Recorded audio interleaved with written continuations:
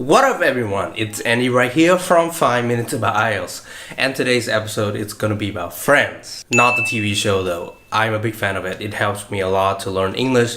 But today it's gonna be about one of the most common topics in IELTS speaking, in which you're gonna have to talk about your friends, so stay tuned, because there are a lot of good stuff coming right up.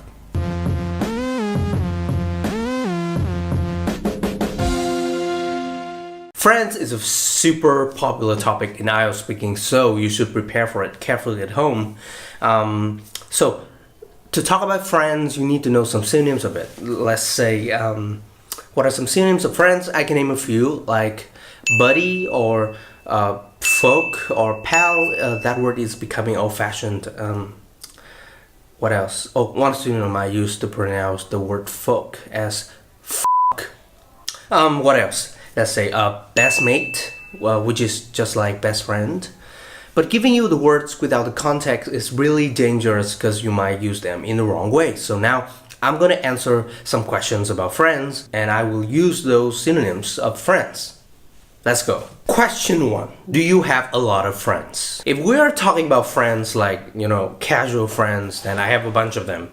I have some folks from college, some from high school, and a handful of people I know from my former jobs.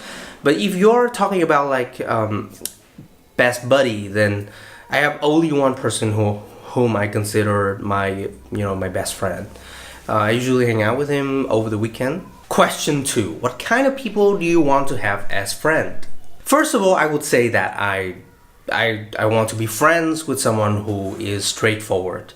I hate people who do not say exactly like what they are thinking, who beat around the bush. I want to be friends with someone. I want a friendship with someone who can speak the truth, even though that I may not like it. Who can candidly tell me which parts of me need improvement. Stuff like that. Another thing, I want to be friends with someone with positivity. I am a really introspective kind of person. Sometimes I am kind of drowned in my own thoughts and feelings, making me a little bit gloomy and morose. So in times like those, I would want to be around someone who I can feel happy, who can cheer me up. Question 3. Which do you prefer, spending time alone or with a friend? For this kind of question, normally I would answer with it depends. So I think it depends, Usually because of my hectic schedule, I often spend my time alone, all by myself, doing my jobs like teaching or making YouTube videos.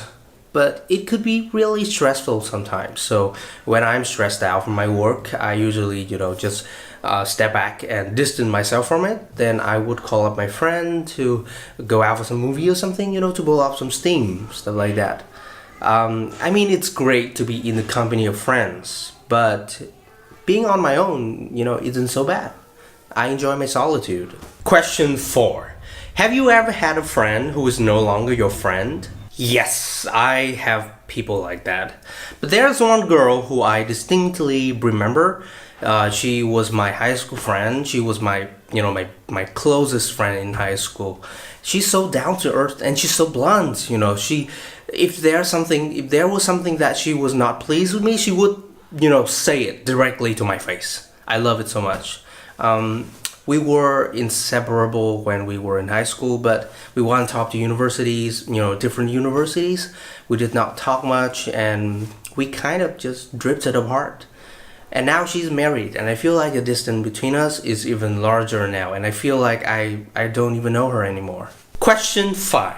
Do adults and children make friends in the same way? I think not. I think that kids become friends with each other simply because of common interests, like both of them are interested in some games or some sport or something.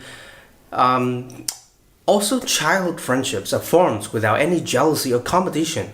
They are just pure joy. They just like to hang out with each other, that's it. But for adults, friendships are much more complicated than that. They are based on a lot of things. I think that grown-ups become friends with each other because they trust each other. They show each other support, encouragement, and sympathy for one another. So basically, there's a lot of factors involved in a grown-up friendship. So that is all about the topic friends in IELTS speaking. I hope that this video will help you a lot in your upcoming IELTS speaking test. And if you like this video, remember to give it a big thumbs up and click here to subscribe to my channel. Remember to subscribe, okay? Because I'm about to reach 100,000 subscribers. Thank you very much. This is the end of today's episode. So I'm Andy from 5 Minutes About IELTS, and I will see you next time. Hasta luego.